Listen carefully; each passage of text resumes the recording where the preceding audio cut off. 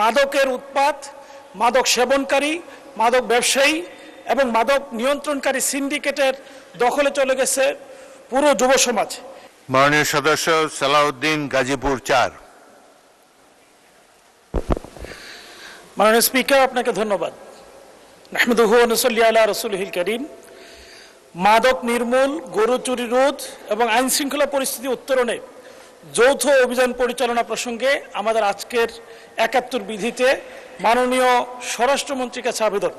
কিন্তু দুঃখজনক হলো মাননীয় স্বরাষ্ট্রমন্ত্রী আজকে উপস্থিত নেই। আশা করি তিনি আমাকে উত্তর দিয়ে বাধিত করবেন। মাননীয় স্পিকার, সারা বাংলাদেশেই বিশেষ করে আমার নির্বাচনী এলাকা গাজীপুর ৪ কাপাসিয়ায় মাদকের উৎপাত, মাদক সেবনকারী, মাদক ব্যবসায়ী এবং মাদক নিয়ন্ত্রণকারী সিন্ডিকেটের দখলে চলে গেছে পুরো যুব সমাজ।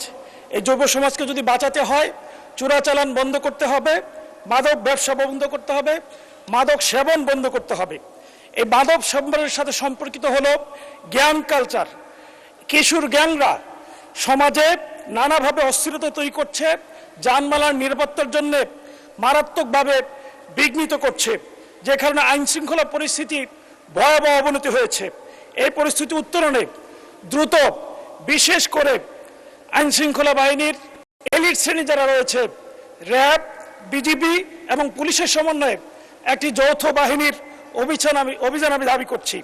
একই সাথে আমি আমার নির্বাচনী এলাকার কাপাসিয়ার আইন শৃঙ্খলা পরিস্থিতি উত্তরণের জন্য মাননীয় স্বরাষ্ট্রমন্ত্রীর কাছে দাবি করছি, দ্রুত আমার থানার মডেলকরণের মধ্য দিয়ে এই কাপাসিয়া মডেল থানাকে সত্যিকার অর্থে উপযোগী করার জন্য পুলিশ ভ্যান, সংশ্লিষ্ট অস্ত্রসহ ব্যবস্থা করার মধ্য দিয়ে যথাযথ মানে উন্নীত করার জন্য দাবি জানিয়ে আমার কথা শেষ করছি।